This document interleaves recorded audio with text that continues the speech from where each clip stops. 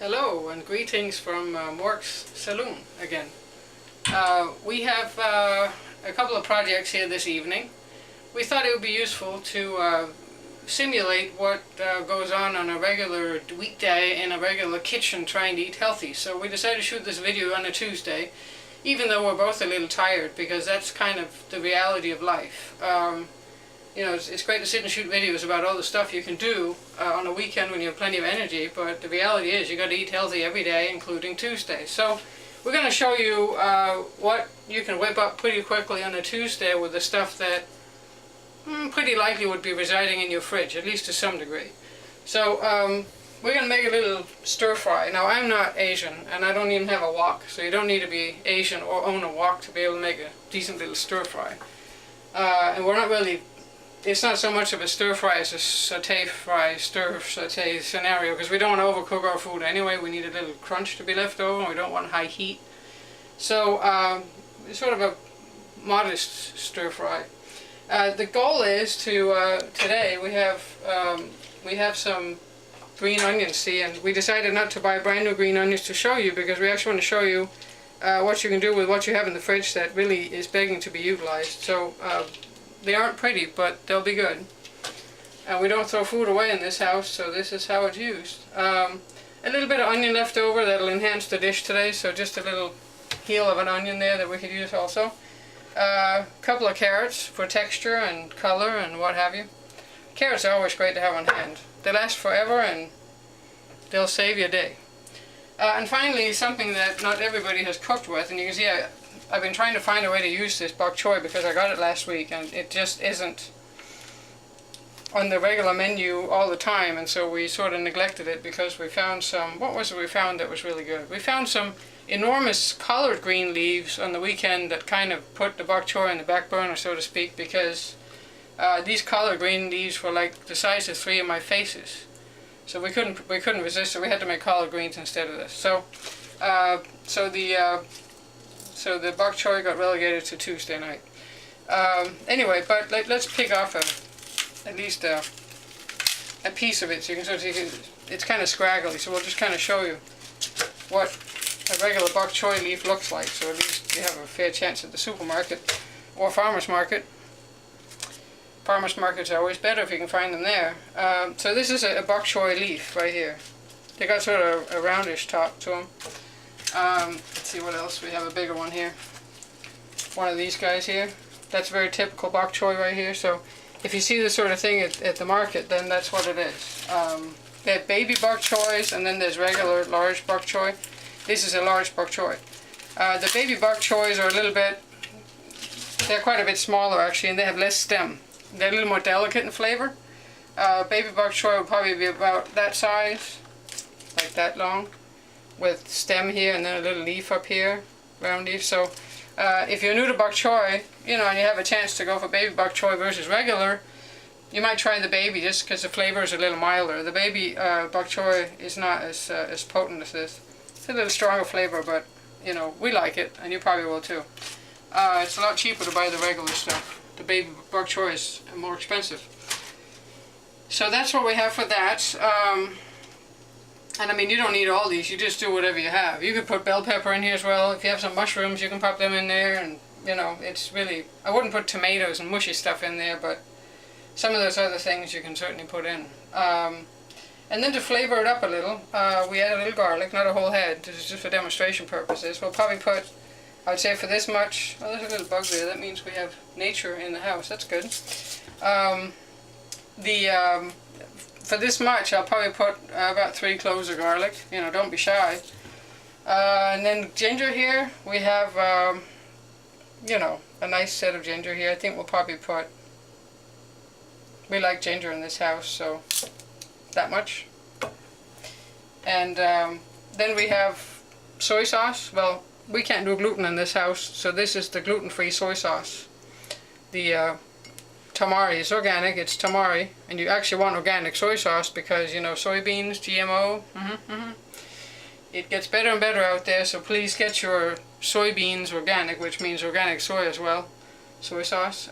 So anyway, this is a gluten-free soy sauce, and it's delicious. it certainly saved the day when we discovered we couldn't have soy sauce because the first ingredient in soy sauce is wheat. So that was a good day when we figured that out. So we're going to cut this up, and then we'll show you when it goes on the pan, and then, you know, we'll share the crunch. Also, before we move on, just want to show you the two pans that we own in this house. There's no Teflon in this house anymore because it's deadly, and you really should be getting rid of your Teflon. Any non-stick coating of any sort is... Read about it on Google. I don't need to explain the details, but it's not a good thing. Stainless steel. Here's an all-clad that we were lucky enough to get in a little set at Costco. You know, when you have a chance, buy it. It came with this thing as well. So, and then there's the old cast iron. The thing you grease up after you're done. You can even see it there. A little grease on it. That's how it stays conditioned, and it's a great pan. We find that, and this came from eBay actually, 2 pans that were somewhat conditioned. We took them home and conditioned them, and they've been great. So look for eBay, look for the old good old cooking stuff before Teflon. It's great stuff. They knew how to cook back then. Anyhow, so for something that's not oily, we tend to not go cast iron because it can boil off the coating if you have something that's too watery in nature, like vegetables. So we tend to put our vegetable type things on the stainless steel pan and keep this for eggs, cooking lamb, cooking like beef, hamburgers, and those sorts of things that don't tend to get wet too much. So that's just sort of a word about that. So I suggest having both types of pans in the house because it actually comes in pretty handy. So anyhow, we're gonna cut these vegetables up, and then we'll get back to you when it's time to sizzle. So here we are. We cut up the carrots. We have the green onions, the onion, the tamari soy sauce, the ginger, the garlic, and the bok choy. And we line it up in order of entry to the pan, so that if you see this, you can freeze the frame on the video and do a little memory imprint of this. So first we put on the carrots. They cook for a couple of minutes. Then you put on the 2 types of onions, and then they cook for about a minute. Then you add the sort of the flavor condiments, if you will, and then finally you add the bok choy, and that'll add sort of a steam effect to the whole project.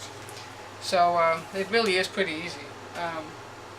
As far as what to cook it in, you don't want to heat up things like, well, olive oil is very healthy. You don't want to, you know, heat things up with olive oil like that. That's really for a very low saute. This is a little bit higher heat for this stuff.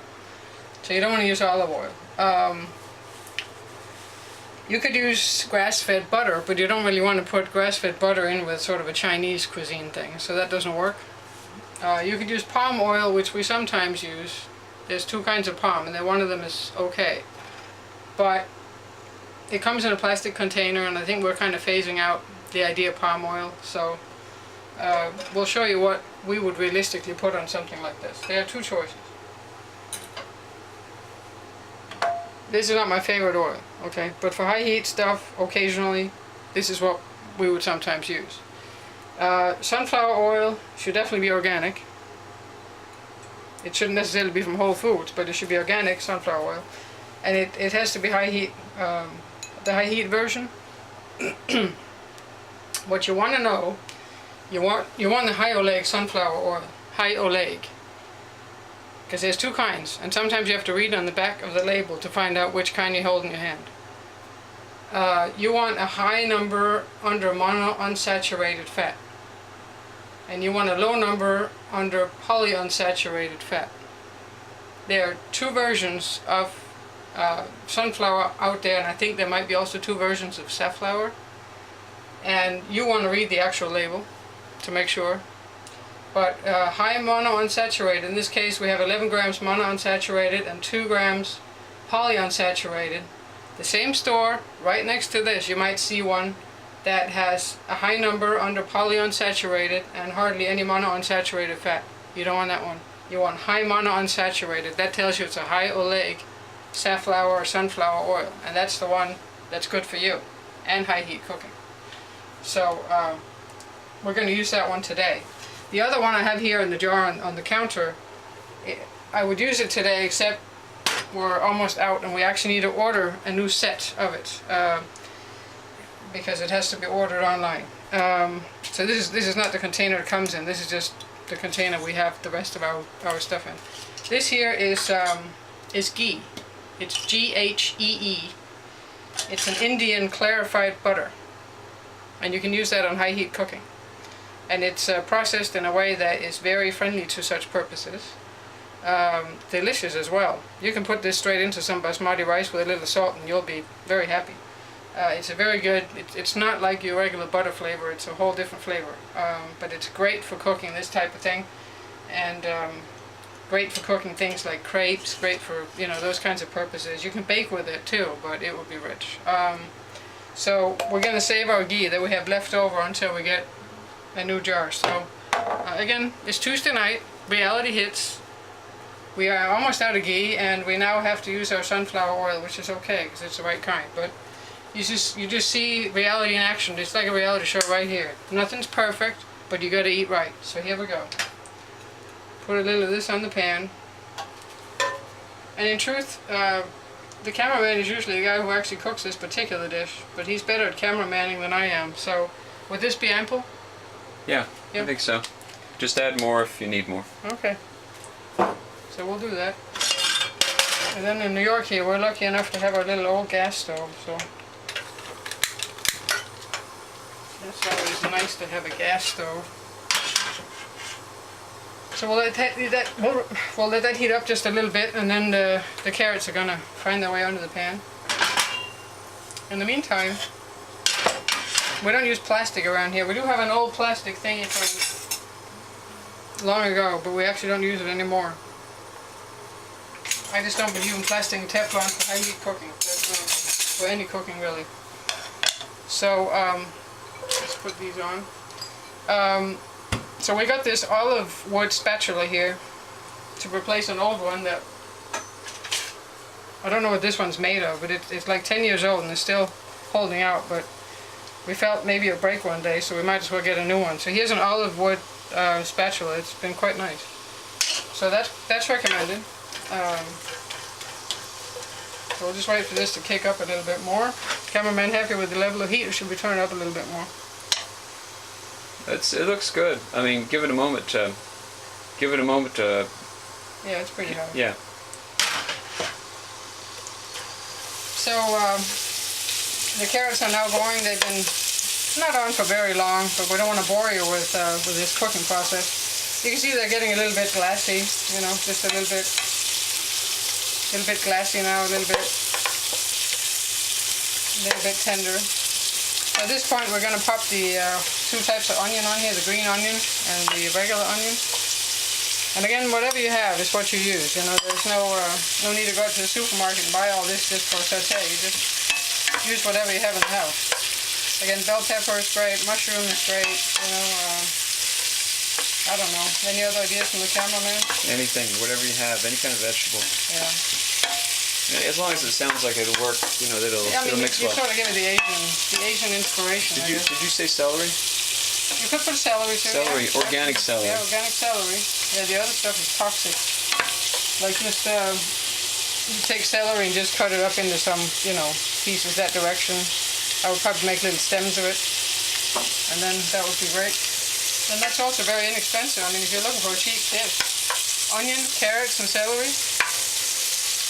There's no excuse to not eat healthy, even if there's not that much money.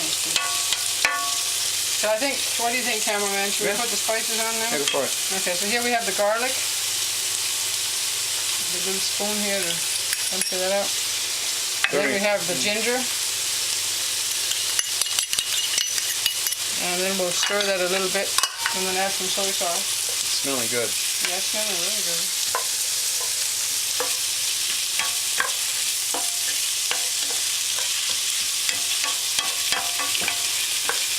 Funny because ginger really, we spent a few winters living in Hawaii and started using ginger more in our cooking, and it really is a tremendous thing to do. I mean, it changes the flavor completely, in a good way.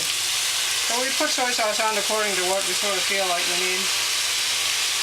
You don't need to overdo it, but it's not really that detrimental. And that helps take anything off that got stuck on the pan too. So now you have this sort of steam bath going here, and that's when we put on the bok choy. Just want to spread out the ginger a little bit more here to make sure we're... There we go. So this is the bok choy. And bok choy, we didn't dry it, so there's water on this too, so that'll help add a little more steam to the mix, which will help it cook faster. And this bok choy will wilt quite a bit. I mean, not the stems, but, well, they do too, but the leaves really wilt quite a bit.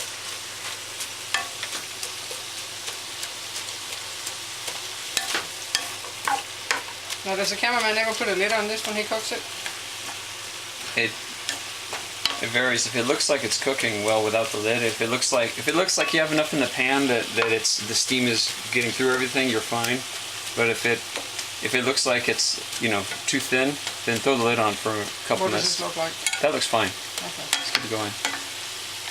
Just keep it stirring. Get it turned over nicely. Okay. You know. Just turn it over. So the greens get down below. You know, so everything kind of. There we go. Everything gets nice and wet and. I think we'll turn up a little bit though. Feel like we need to have a little more action here. And what'll happen now is as you're cooking it, the cooking will release moisture from like the bok choy stems, and so that'll help it keep steaming. Yep. See it happening right there. Looking great. But this ginger really does. Garlic and ginger together is an amazing combination, and the soy sauce just adds that Asian twist, you know. Well, ginger and soy sauce add the Asian twist. But you can also, if you don't want the Asian twist on something, let's say you're not putting bok choy, you don't necessarily want to make it an Asian type thing. You can also just go with garlic by itself, and garlic and a little oil, and then do that. But then in that case, I like to do it with, like, if you have green beans you want to saute, then do them in a little olive oil with garlic at a low heat. That makes a really nice combination too. But I think we're getting, in other words, I wouldn't put garlic alone with like carrots. I wouldn't make that Asian sort of. So what do you think, cameraman? Are we there? The way to find out is to test your pieces of bok choy and your carrot. Just a little piece of bok choy, a little piece of carrot, make sure you're doing okay. So we'll try that.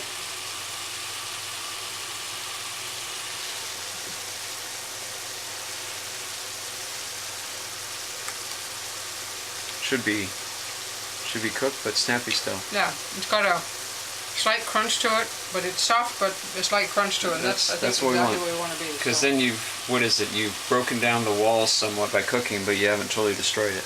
Yep, and that makes your food healthier. You don't want to overcook your food. It tastes better when it's not, but it's much healthier for you too when it's not. If I burn myself, you'll get to see it. Are we there? Mm-hmm. Yep. All right. So that's pretty much it, folks. That took all of 20 minutes max, including cutting and cleaning and everything. So, really, you can do it on Tuesday.